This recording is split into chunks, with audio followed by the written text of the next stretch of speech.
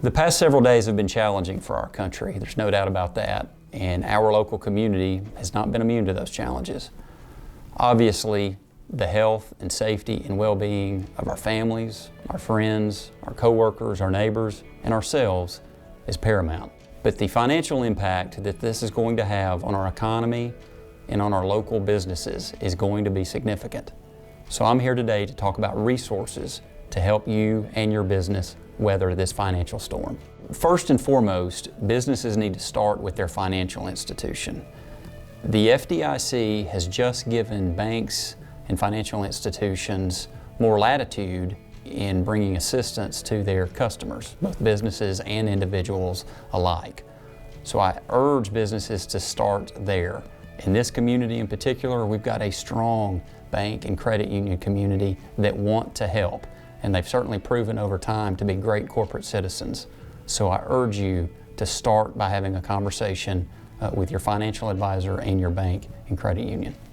We were relieved over the weekend when Governor Kay Ivey made the announcement that Alabama businesses now qualify for the United States Small Business Administration's Economic Injury Disaster Relief Loans. This can be a significant lifeline for a lot of businesses, but it is an involved process and financial relief won't come overnight.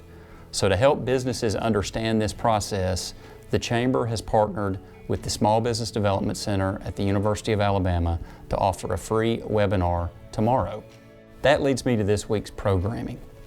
The Chamber will have a COVID-19 related webinar or conference call every day this week.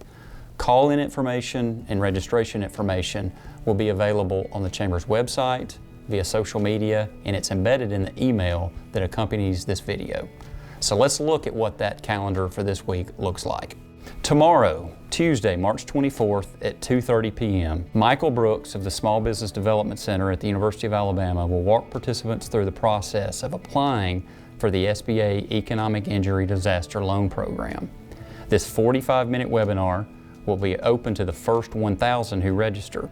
All registered participants will receive an email with login instructions 1 hour prior to the webinar. On Wednesday, March the 25th at 9:30 in the morning, we're going to have a 30-minute conference call with Tuscaloosa employment attorney Bruce Henderson of Phelps, Jenkins, Gibson, and Fowler LLP, and he will go over 5 critical issues that every business owner should be ready to address with their workforce.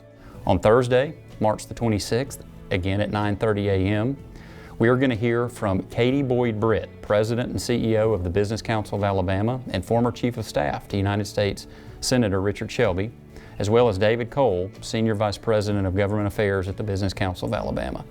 They're going to talk about the legislation that Congress is currently working on to assist individuals and businesses affected by the COVID-19 pandemic.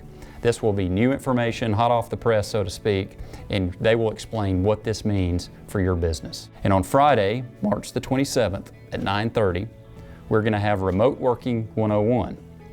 For many people, working from home is a completely foreign experience. So in this 30-minute conference call, Donna Gilliland of Most Training will give practical tips and suggestions to help employees maximize productivity in their new remote working environment. Again, this information is on the Chamber's website in the new COVID-19 resource section. Again, that's at tuscaloosachamber.com. Finally, I'm proud to announce today that under the leadership of Chamber Chairman Bobby Bragg and in partnership with the Community Foundation of West Alabama, we are launching the Small Business Relief Fund. I especially want to thank Foundation President Glenn Taylor and Chairman Claude Edwards for partnering with us on this important project. Our goal is to get financial relief to the most impacted small businesses as quickly as possible. To be eligible, a business must have between 2 and 50 full-time equivalent employees, be located in a West Alabama county, and be in good standing with their respective government jurisdiction. But to help as many people as possible, it's going to take resources. So we're calling on financial institutions, foundations, corporations, and individuals to help us in this effort. 100% of proceeds raised for this relief fund will be allocated to small businesses most deserving. And all of the contributions, obviously, are 100% tax deductible. For more information on how to give, as well as information on specific criteria and how to apply, please visit the Chamber's website and click on the Small Business Financial Assistance tab on the COVID-19 section. In closing, I encourage you to stay informed about all the financial resources that are available by participating in this week's webinars and conference calls. I'm confident that between the federal, state, and local resources being made available, as well as the community continuing to be intentional about supporting local small businesses, that we will get through this. And when we do, we will once again be a shining example to the rest of the country about what it looks like to be resilient during times of crisis. Thank you for listening, and again, I encourage you to visit TuscaloosaChamber.com.